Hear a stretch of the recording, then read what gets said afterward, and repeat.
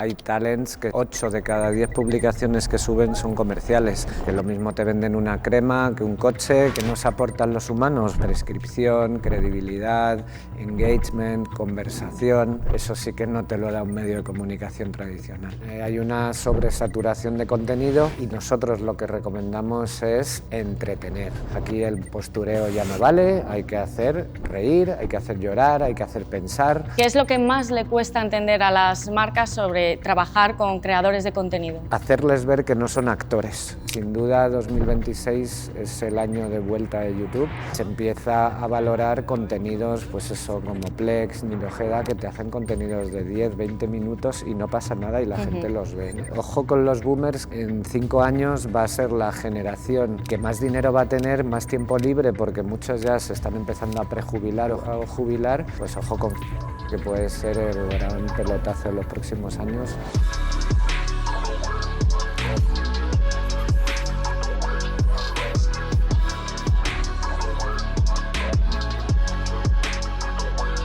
Bienvenidos a 210 Talks, una serie de charlas con profesionales que están definiendo el futuro del marketing, la cultura digital y los contenidos. Y hoy nos acompaña alguien que lleva 25 años en el mundo de la publicidad, en los últimos años centrado en el marketing de influencia.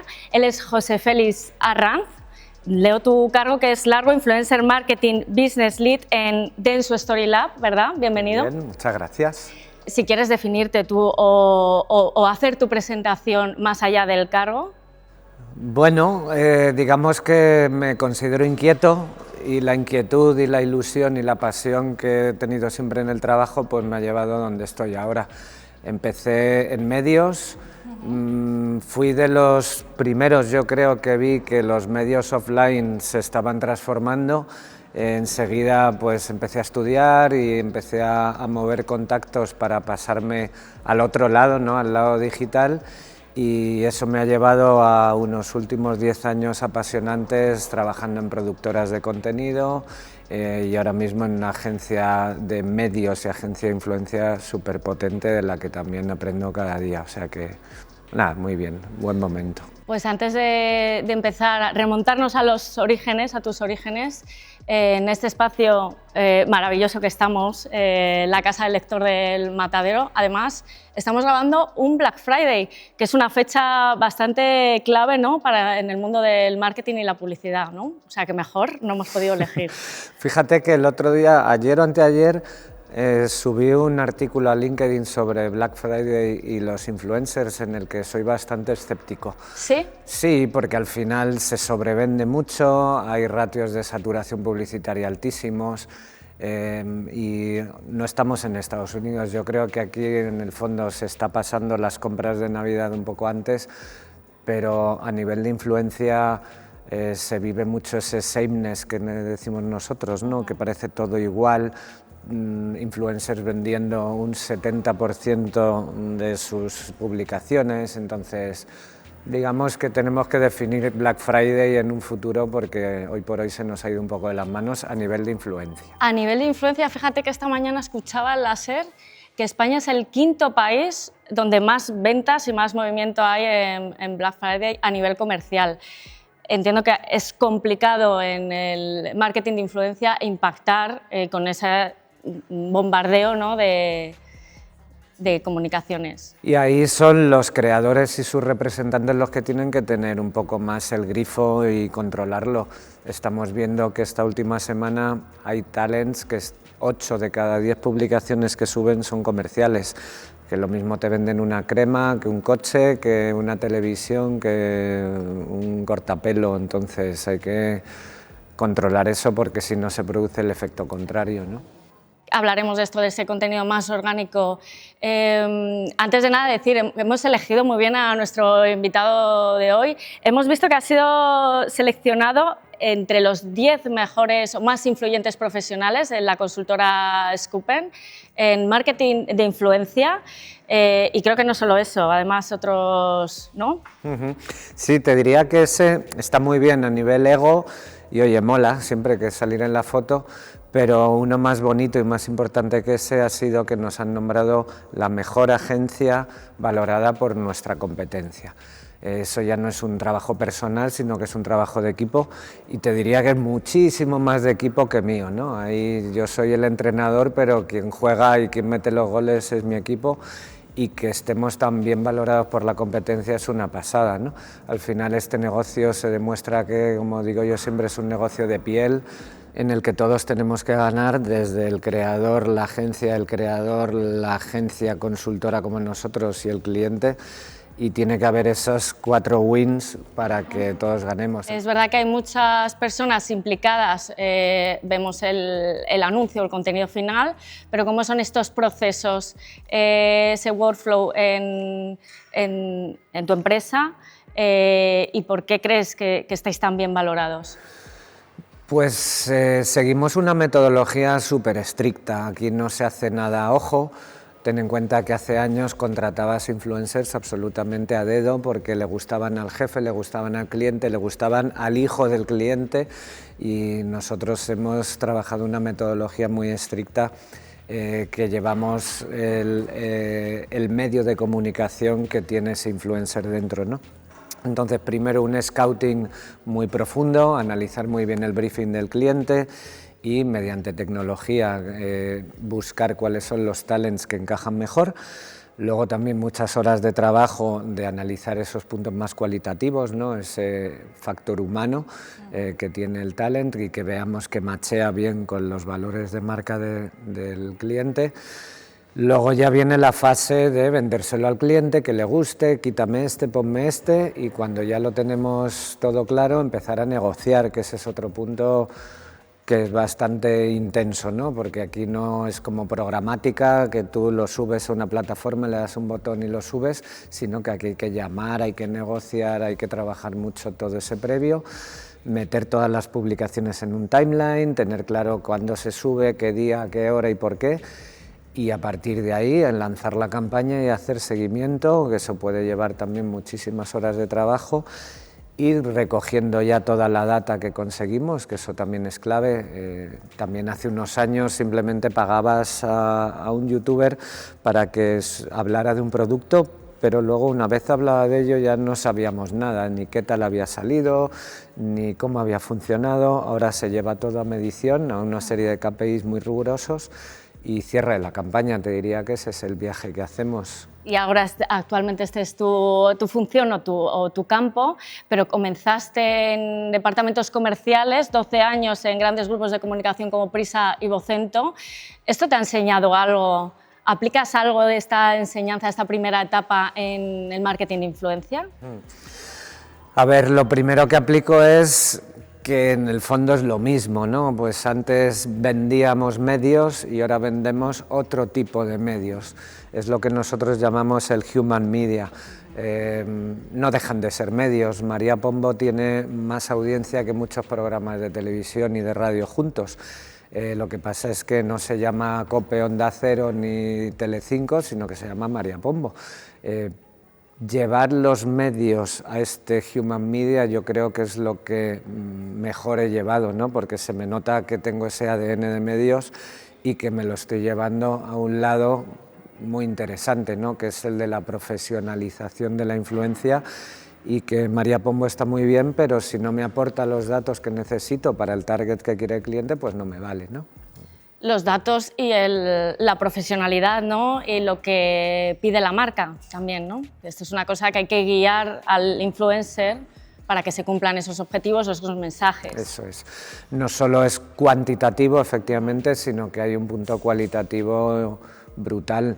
Ese match que te decía antes no es solo de cifras, no es solo KPIs, porque son human también, ¿no? Al final, si nos gustan tanto y si les tenemos tan en consideración, y ahora mismo es una línea de marketing fundamental en cualquier empresa, es porque son media, pero porque también son humanos, ¿no?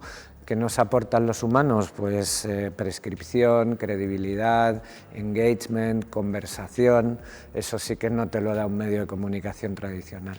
¿Cómo se encuentra ese balance entre lo humano y las métricas y el mensaje más publicitario. Es complicado encontrar ese punto, ¿no? Sí, depende también del tipo de campaña, pero si son campañas, como hablábamos antes, tipo Black Friday, muy mercantilistas, sí, agresivas, ¿no? iba a decir, sí. Pues es complicado, porque al final estás obligando al influencer a que se ponga la gorra, a que saque todo su marketing comercial. Esas campañas son un poco más aburridas, son súper necesarias porque hay clientes que dicen fenomenal que el influencer me trabaje lo que llamamos el upper funnel de mi marca, ese awareness, esa consideración, pero esta campaña yo lo que quiero es que me venda móviles, que me venda coches o que me venda lavadoras. Esas campañas son las más farragosas porque al final el influencer no quiere vender, quiere entretener, pero a la vez necesita dinero y tiene que vender lavadoras. Entonces ahí es donde las agencias más y mejor tenemos que trabajar en mediar y en buscar puntos de entendimiento entre las dos partes. Vamos a remontarnos, seguimos en tus orígenes, estabas en medios tradicionales. ¿Cuándo te das cuenta de que hay un territorio más allá de los medios de comunicación tradicionales? O alguna campaña, o qué te llevó a dirigirte hacia los creadores de contenido y los influencers?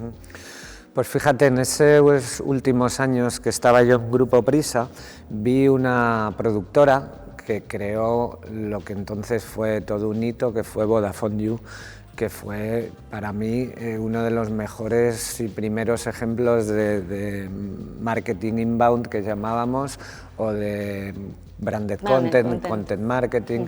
Entonces me interesó tanto que empecé a ir a verles, a informarme hasta que terminé trabajando allí, que es una productora que se llamaba Animal Maker, y ahí fue como el gran boom de madre mía, esto es otro rollo, ¿no? Porque yo llevaba, como tú dices, 15 años trabajando en publicidad de impacto, ya fuera en la radio, en prensa, en revistas, en la tele. Al final es una publicidad que impacta y molesta mientras tú estás haciendo otra cosa, estás escuchando tu programa preferido de radio o el de tele, ¿no? Entonces se para tu programa, te impactan y digamos que no, o sea, no quiero ponerlo como que son los malos de la peli, es una publicidad necesaria, pero yo creía en otro tipo de publi. De hecho, en mi última etapa en Prisa gestionaba la publi del Huffington Post, que fue un ejemplo de lo que llamábamos en esa época publicidad nativa, ¿no? De empezar a meter la publi de una forma más friendly, más suave y más integrada en el contenido. Vodafone You fue el ejemplo más brutal, como una marca como Vodafone, que competía en esa época con un Movistar a golpe de tarifa, y la tarifa Black Friday y tarifa Navidad, de repente dicen vamos a generar un contenido interesante para los millennials, vamos a hablarles de música, vamos a hablarles de festivales, de viajes, vamos a hacerles reír, vamos a crear un contenido líquido que lo hagamos sólido en los 40, pero que también se mueva en YouTube, que se mueva en redes sociales, ¿sabes? Eso fue para mí, esto ha venido a quedarse, sin duda. Nos adelantas, entras en Animal Maker en la producción audiovisual y en el branding content en 2016.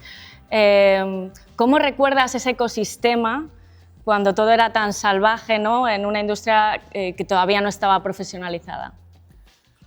Pues los primeros meses, de verdad te digo, que pensé en volverme a los medios porque no entendía los códigos que utilizaban. Venía de medios muy tradicionales y de repente empiezas a oír hablar del Rubius, de Vegeta, Willy Rex, que eran los de esa época, Yellow Mellow. Me acuerdo una reunión que me hablaron de la familia Carameluzzi, que era como, madre mía, yo no entiendo nada de qué va esto, pero cuando veían los millones de seguidores que tenían, cómo prescribían, eso fue brutal. También recuerdo, hicimos un evento en Animal Maker en la Fira de Barcelona, que se llamaba MadFan, en el que llevamos más de 20.000 chavales durante un fin de semana a ver a sus youtubers favoritos. Y ahí te das cuenta del efecto fan que había, de que teníamos que controlar la seguridad porque venían miles de chavales porque querían pues ver, tocar y estar con estos nuevos celebrities.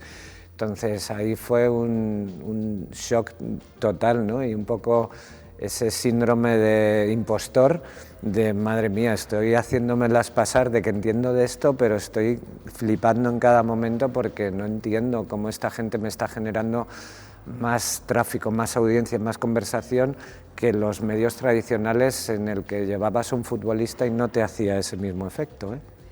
Ese fenómeno, es que me siento muy identificada porque creo que a todos los profesionales un poco del sector que estamos haciendo contenido más centrado en generaciones jóvenes, en la generación Z, es verdad que como no estés pendiente te pierdes.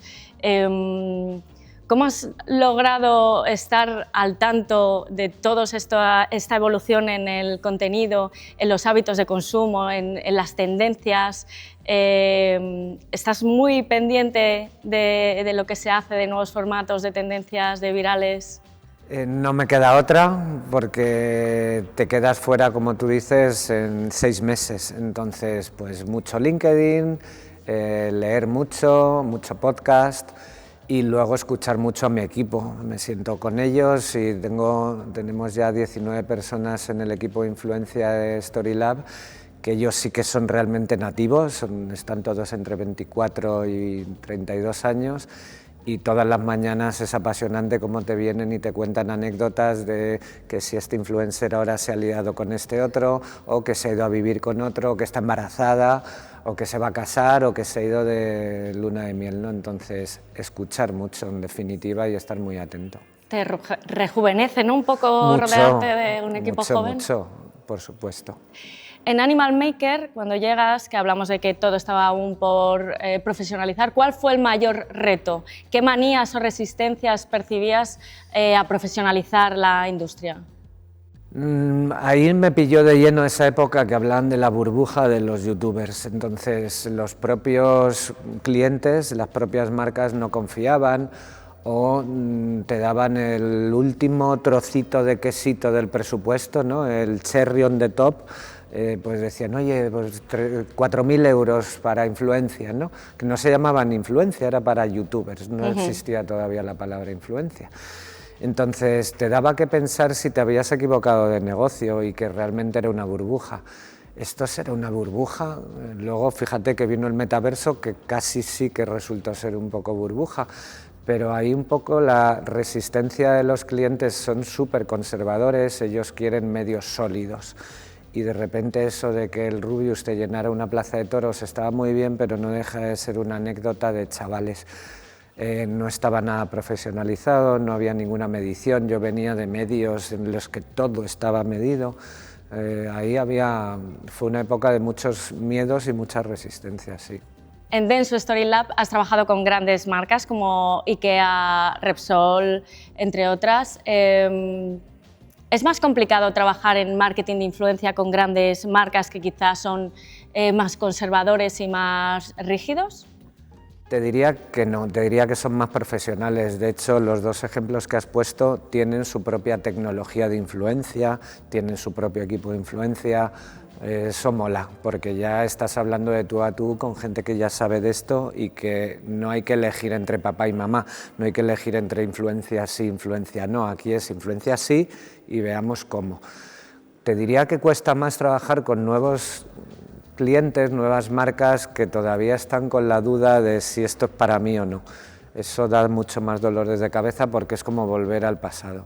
¿Cómo haces para aterrizar a las marcas en el marketing de influencia sin miedos? Llevándolo al media. Es que al final ves que todo mi discurso va al human media, ¿no? Pues quitarles el miedo de que efectivamente este es un chaval de 20 años, se llama Nil Ojeda, fíate de él. Fíate de él porque detrás de él hay todo un equipo profesional, porque estamos nosotros, porque vamos a hacer una estimación de resultados, porque te vamos a hacer un seguimiento exhaustivo de todo el viaje. O sea que es, como te digo, llevar esa tranquilidad de que piensa que este chico es un medio de comunicación y yo soy tu agencia consultora que te va a llevar a ese viaje de una forma más fácil, ¿no? ¿Qué marcas dirías tú que hacen buen marketing de influencia? Me sale KFC, por supuesto, Domino's, IKEA lo hace muy bien, no es porque lo hagamos nosotros. Imagine Bank, este año lo han petado con un podcast que hace muy chulo. Esas te diría. ¿Y dirías que el marketing de influencia se piensa que está solo, se centra solo en el territorio digital? ¿El medio tradicional puede hacer marketing de influencia? Sí, de hecho ellos lo crearon. Si nos vamos mucho tiempo atrás, en el siglo XIX, cuando se crea la prensa y la radio, ellos eran los influencers, ¿eh? O sea que no te creas que hemos venido nosotros a inventar esto de la influencia. Los grandes medios han sido siempre los que han influenciado sobre las grandes masas, ¿no? Lo que pasa es que desde que existen redes sociales, esos medios se quedaron un poquito atrás. Se quedaron como casposillos de madre mía, ¿ahora qué hacemos, no? Cuando de repente aparece un Ibai que no sabemos quién es y está teniendo audiencias de televisión relacionadas con el fútbol mucho más fuertes que un 4. Pues ¿cómo lo están haciendo? ¿Cómo sugiero yo? Con líderes de opinión. Al final los medios generan grandes líderes de opinión. En muchos casos les estamos trabajando con ellos para campañas B2B. Y siguen siendo grandísimos opinadores e influenciadores. Àngels Barceló es una influenciadora nata, está anclada en los medios de comunicación, pero para mí es una influencer, o te diría que como la palabra está un poquito denostada, para mí es una líder de opinión, por supuesto que sí, tienen muchísimo que decir los medios. ¿Hay diferencia entre influencer, creador de contenido, líder de opinión, prescriptor, ¿no? Entiendo que trabajáis todos estos perfiles. Sí, tampoco me gusta ponerle tantas puertas al campo. Te diría que para mí la gran diferencia está en celebrity, influencer, líder de opinión. Eso sí que veo clarísimas diferencias. No tiene nada que ver Àngels Barceló con Messi y María Pombo. Pero si te metes a profundizar en influencer versus macros, micros, eso ya es como ponerle muchas más puertas al campo, pero yo sí que tengo mentalmente esa trilogía montada en la cabeza. La selección del influencer, talent, creador de contenido es clave para el marketing de influencia, para la campaña o el contenido. ¿Cómo hacéis esta selección? ¿Cómo se hace esta selección? ¿Qué baremos seguís? Y si hay alguna red flag en esta elección que hay que evitar en los creadores de contenido. Básicamente hay dos trabajos, uno cuantitativo y otro cualitativo. El cuantitativo es analizar sus redes, las redes del talento, ver cuántos seguidores tiene en España, incluso en qué ciudades, el perfil de edad, el género de sus seguidores, si ha crecido o ha decrecido. Luego analizar su engagement, sobre todo cuando publica acciones comerciales. Te diría que eso, junto con las duplicaciones, analizar cómo duplican seguidores entre influencers, ese sería el primer punto, la parte más quanti. Y los que pasan esos filtros entran a la quali, que es analizar si machea bien con los valores de marca, si se ha metido en algún lío, si ha trabajado con la competencia. Te diría que tardamos varios días en hacer esos dos filtros. Y en cuanto a red flags, una súper importante es los seguidores en España.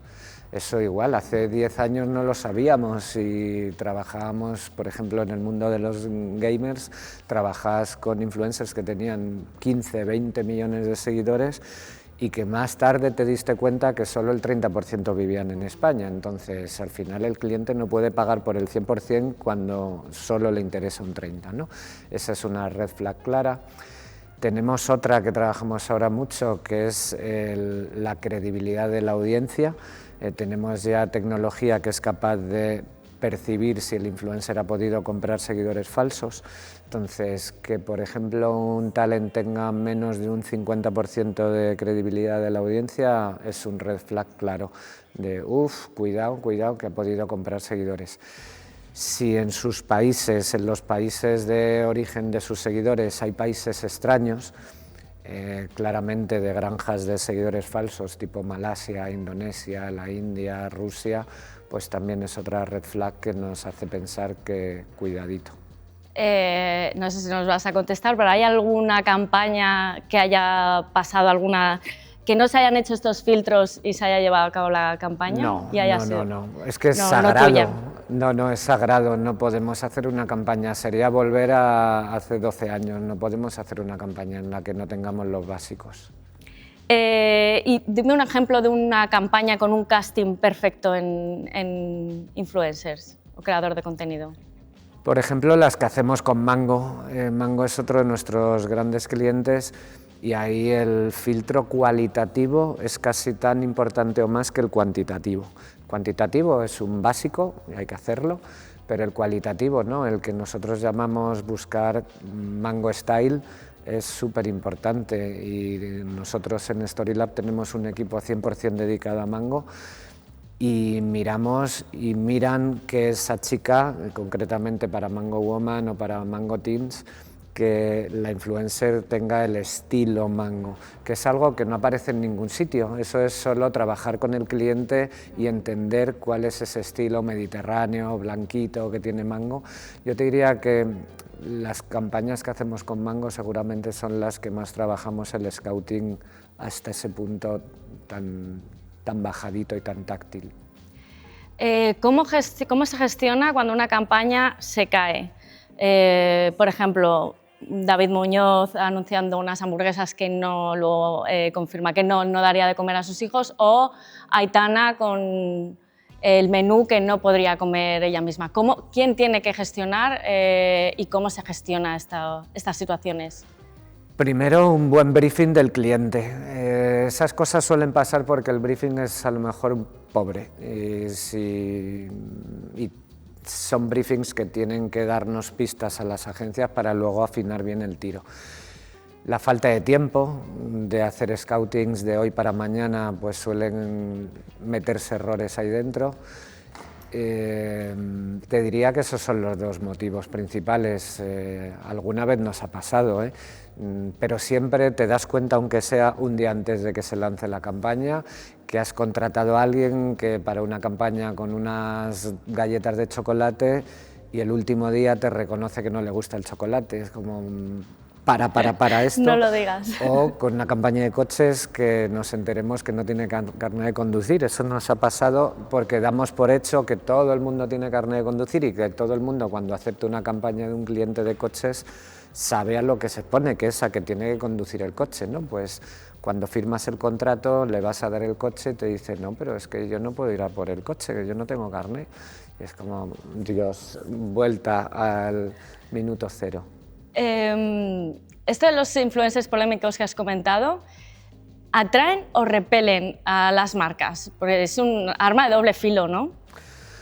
A las marcas nuestras de Dentsu les repelen, porque somos una agencia muy seria, con clientes muy grandes, muy políticamente correctos, que odian crisis reputacionales. Entonces no tenemos clientes muy rock and rolleros que les guste estar ahí justo en el filo de la navaja. En nuestro caso, la polémica nos repele un poco. ¿Y a la audiencia atrae? A la audiencia la atrae, claro. Sí, sí, sí. Ese es el eterno dilema, ¿no? Que lo que atrae normalmente a las grandes audiencias es el salseo, pero a los clientes no. ¿Es difícil, hablando de los espectadores, impactar en un público, sobre todo la generación Z, que está muy estimulada, con mucho bombardeo de contenido? ¿Es difícil que el mensaje cale? Súper difícil. Hay una sobresaturación de contenido y nosotros lo recomendamos, y nosotros lo que recomendamos es entretener. Es crear un storytelling alrededor del influencer y más con TikTok. TikTok no perdona, el algoritmo es salvaje. Aquí el postureo ya no vale, hay que hacer reír, hay que hacer llorar, hay que hacer pensar, hay que hacer cosas. Entonces, para eso, todas las campañas de influencers nosotros recomendamos que lleven una capa creativa siempre, porque ya no vale el postureo. Oye, ¿cómo trabajáis con los influencers y las marcas para que se entiendan? ¿Qué es lo que más le cuesta entender a las marcas sobre trabajar con creadores de contenido? Sin duda lo que más nos cuesta es hacerles ver que no son actores. Habría marcas que nos darían incluso un guión para que se lo aprendiera de memoria y lo recitara como si fuera un spot de tele. Eso es lo que más nos cuesta, que les dejen crear. Tú ponles las puertas al campo, pero déjales crear. Eso es lo que más cuesta. Siempre te dicen que sí, pero luego cuando ven la pieza es como, ay, es que se tendría que haber puesto una gorra roja, y es que le ha faltado decir el descuento, y es que esto no lo ha dicho exactamente como quiero, ¿no? Ese es el gran dilema. ¿Corren más riesgo las marcas con este tipo de publicidad de marketing de influencia, con creadores de contenido, que la publicidad convencional? No creo que se corra riesgo, porque ten en cuenta que todo se graba antes y todo se revisa antes. El único canal que es más peligroso es Twitch, que ahí sí que nosotros hacemos muy poquitas campañas en Twitch, precisamente porque es en directo, y ahí sí que te la juegas y lo que se dice ya no hay vuelta atrás. Exacto. Sí. Hablando de plataformas, parece que está todo dirigido actualmente a TikTok e Instagram. ¿Qué ocurre con estos canales como YouTube o Twitch? ¿Están infravalorados? ¿Hay potencial ahí? Yo Twitch estoy un poco decepcionado porque creo que en España no ha terminado de madurar, quitando para el mundo gaming y esports, y sigo escéptico. Sin embargo, YouTube, como te decía antes, yo he sido un enamorado de YouTube. Cuando yo empecé a trabajar en este sector se hablaba de youtubers, todo era en YouTube. De repente aparece Instagram, TikTok y parece que YouTube es de abuelos, que nadie ve vídeos de 9 minutos, que a nadie le gustan los vídeos horizontales, y ahora precisamente parece que vuelve, ¿no? Pues esos youtubers que se pasaron a streamers en Twitch vuelven a YouTube, y se empieza a valorar contenidos, pues eso, como Plex, Nil Ojeda, que te hacen contenidos de 10, 20 minutos y no pasa nada y la gente los ve, ¿no? Entonces, sin duda 2026 es el año de vuelta de YouTube y de mantenimiento de Instagram y TikTok. Hablamos siempre de la generación Z, pero ¿qué pasa con el público más senior?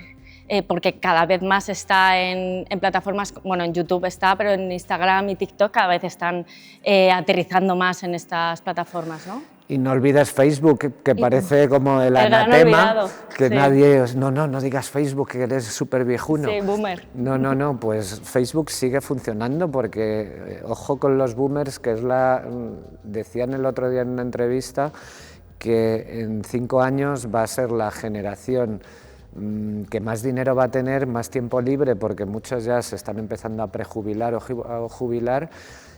Sus hijos ya no están, y comercialmente es una pasada. Esa gente va a tener pasta para comprarse coches, para irse de viaje, para cambiar de casa, y no les estamos haciendo ni caso, ¿no? Parece como, no, es que están en Facebook. Pues ojo con Facebook, que puede ser el gran pelotazo de los próximos años, junto efectivamente con YouTube. Y volviendo a otra plataforma de medios tradicionales como la televisión, ¿crees que se está infravalorando? ¿Se está haciendo marketing de influencia en televisión? No, al final la tele conectada sí que funciona. Claro que hay generación Z que ve la tele, pero que la ve en sus portátiles, pero la tele tradicional del salón sí que se está quedando muy de 35 en adelante, ¿no? Y creo que tienen muy mala pinta. ¿Se está adaptando a este marketing de influencia? Yo creo que no. Como te decía antes, son grandes generadores de influencers, pero no creo que sepan por dónde les viene el aire todavía. Llevas muchos años en el juego, ha evolucionado mucho los hábitos de consumo y el tipo de contenido. ¿Cómo defines estos años? ¿Qué eras, digamos, o etapas han pasado en el contenido? ¿Cómo se ha transformado? Diría, la primera etapa fue del desconocimiento, atrevimiento, aventura, testar. La segunda etapa, con el lanzamiento de Instagram, TikTok, fue la etapa del vídeo corto, de la sobresaturación, la falta de atención. Y la tercera es la que estamos viviendo ahora, que no sé ni cómo definirla. O sea, es un híbrido, ¿verdad? Claro, y sería demasiado gurú, cosa que no soy, definir el momento actual. Te diría profesionalización, sin duda. Y siguiendo este camino de la profesionalización, ¿qué medidas se pueden tomar o se van a tomar en la industria del marketing de influencer? Pues fíjate, una de las más importantes, que además en Storylab estamos a tope con ella, es con el marcaje de la publicidad por parte de los influencers, que esté correctamente marcado como publi. Es algo que no debería ser noticia, pero desgraciadamente lo es. Solo 1 de cada 4 influencers marca correctamente como publicidad la publicidad que hacen. La IAB está muy metida, autocontrol también. Nosotros desde el 1 de enero del 2026 vamos a obligar, o por lo menos insistir, a los influencers que quieran trabajar con nuestras marcas que tengan aprobado una especie de curso de regulación de marketing de influencia, para que nadie diga que no lo sabía. Pero me parece básico, no puede ser que haya influencers por ahí vendiendo tratamientos de belleza para chicas de 15 años, o que operaciones de pecho, operaciones de labios, operaciones incluso del iris de los ojos a niñas, y encima no lo marcas como publicidad. O sea, estamos ya hablando de un delito serio y hay que ir a por ello. O sea que... ¿Quién es el responsable en estos casos de mala praxis? ¿Es el influencer, creador de contenido, la agencia, la marca? Te diría que todos, aquí no se libra nadie, y de hecho el año que viene las multas de autocontrol van a ir a todos, porque todos somos culpables y responsables de que esto se haga bien. Obviamente, primero el cliente, que está pagándole a alguien para que de forma oculta venda. Luego la agencia, que conecta y hace como si no pasara nada, y luego obviamente el propio creador. El usuario tiene que identificar claramente qué es contenido publicitario. Se tiene que ver sin que el usuario haga nada. Por ejemplo, en el copy tiene que aparecer la palabra public como primera palabra de la primera frase, para que no haya interacción ni siquiera, o sea, tiene que ser obvio. Y no pasa nada, si es que le tenemos mucho miedo a la palabra publicidad, pero si la publicidad está bien hecha, no hay que tener miedo. Oye, cuéntanos, José, ¿qué es esto de los School of Influence? Pues fíjate, me gustaría decir que fue una idea mía, pero no, fue de mis compañeros de Sudáfrica, que hicieron una campaña para apoyar y profesionalizar a pequeños creadores de contenido que tenían mucho talento, y les hacen una especie de contrato de prácticas en el que aprenden desde dentro. Pues eso lo hemos españolizado, ahora en enero lanzamos la segunda temporada. El año pasado más de 150 candidatos quisieron participar. Hablamos siempre de microinfluencers de entre 18 y 22 años que estén estudiando, porque lo que hacemos es un contrato de prácticas de 6 meses en el que entran a trabajar con nosotros, pero no solo viven cómo se trabaja en una agencia de influencia como la nuestra, sino que también le ponemos en contacto con creadores, con agencias de creadores, les hacemos masterclasses de producción, de cómo mejorar tu marca personal. Está muy chulo. Es un paso más en la profesionalización, ¿verdad? La idea es paso en profesionalización y meter un impulso fuerte en este negocio de ética y responsabilidad social también.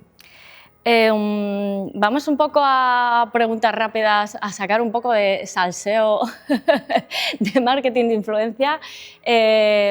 Bueno, esto es una cosa para estar orgulloso. ¿Cuál es la campaña de la que estás más orgulloso de haber participado o haber liderado, más bien? Te diría que una que hicimos ya hace algunos años, del reposicionamiento de ING, con una campaña que llamamos Nómadas. Trabajamos de la mano de señora Rushmore, hicimos un documental súper potente de cómo la generación Z eran nómadas, ¿no? Cómo el nomadismo se había desarrollado ahí, cómo el resto de generaciones no les entendíamos. Esa campaña fue muy basada en el documental, pero luego se pildorizó, se utilizó amplificadores. Por primera vez metimos a un influencer dentro del documental, que fue Spursito. O sea que dirigido además por... Sí, por Ingrid García Jansen. O sea que estoy súper orgulloso, hicimos un evento, sí, quedó muy bien. ¿Alguna campaña que no es tuya, que te hubiese gustado hacer tú? En general las de KFC me gustan mucho. Son macarras, ¿eh? Sí, porque igual les dejan, y es verdad que es una marca que lo provoca. y que pueda hacerlo, no todas las marcas tienen esta imagen. Un creador de contenido que te inspira. Te diría Jordi Wild. De hecho, estoy súper enganchado en los viajes que hago con mi pareja. Nos pasamos todo el viaje escuchando sus podcasts porque tienen profundidad, son divertidos, llega a muy multigeneracional. Sí, sin duda. No se mete... Bueno, no es trabaja, polémico. No, me quería decir que no trabaja con todas las marcas, es muy cuidadoso con las marcas con las que trabaja. Me gusta. Nos has comentado, haces muchos viajes, de hecho, esto es curioso, pasas de trabajar con creadores de contenido de influencers a ser tú creador de contenido porque tienes un canal de viajes con tu mujer, Sí. Es Viajando a Nuestro Aire, ¿verdad? Sí. ¿Cómo es esto de saltar la barrera y convertirte tú en creador de contenido? Pues fíjate, fue puro obsesión por aprender. Cuando paso de medios a Animal Maker, como te decía, ese síndrome de impostor, yo veía que trabajábamos en una productora y yo no era capaz de tener una conversación con un cámara o con un sonidista o con un realizador porque no sabían qué hacía, ¿no? Entonces dije, oye, ¿por qué no montamos un canal de viajes y aprendemos desde dentro? Y nada, la verdad es que es muy divertido porque nos obliga a viajar, no deja de ser un hobby. Tenemos 37.000 seguidores, algo así, con lo cual, mira, algo 6 nos años paga. lleváis, ¿no? Sí, algo nos paga ya Google, pero sobre todo es por aprender desde dentro, tendencias, todo el SEO que le metemos a la campaña, qué vídeos funcionan bien y mal. Nada, está muy entretenido, muy divertido y es una forma de ver desde dentro este negocio. Aplicas tus conocimientos, pero Eso también te es. enseña, Sí. editas tus vídeos también y lo Total. grabas. Otro hobby que tienes, que entiendo que es tu vía de escape, es el running. A tope, ¿no? Sí, y te diría que es lo único que me salva de no volvernos locos con este trabajo. O sea, ayer lo estaba hablando con Carlos, estuvimos hasta las 11 de la noche trabajando porque teníamos hoy un evento complejo con un influencer y hasta las 11 de la noche nos dieron el contrato firmado. O sea, todo ese estrés hay que soltarlo por algún lado. Y en mi caso es correr. Además, fíjate, es el único momento del día en el que no llevo el móvil a menos de 1 metro de distancia. O sea, es una manera en realidad de huir, ¿no?, de la exigencia de desconectar del marketing de y influencia. decir, mira, es que pase lo que pase, esta hora es mía. Y sí, mola mucho. Creo que hemos tocado bastantes temas. Si quieres decirnos también un consejo tanto para marcas, ya que sois el enlace, como para creadores. Para marcas, déjale crear, no pienses que es un actor. Y para creadores, te diría que sería muy pretencioso dar lecciones, yo de nada, ¿no? Pero piensa que la marca te paga por algo, que no solo te paga por lo guapo que eres o por lo bien que comunicas, sino también para que les ayudes a vender. Un consejo o mensaje para los profesionales del marketing.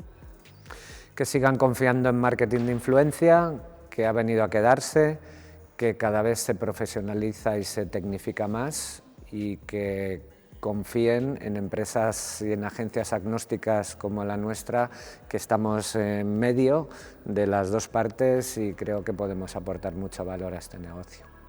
Pues muchas gracias, José Félix, por este ratito de charla. Hasta aquí esta nueva entrega de 210 Talks. Nos vemos en el siguiente episodio. Iba a decir algo así como muy youtuber, como suscríbete, dale like y nada, nos vemos en el próximo episodio.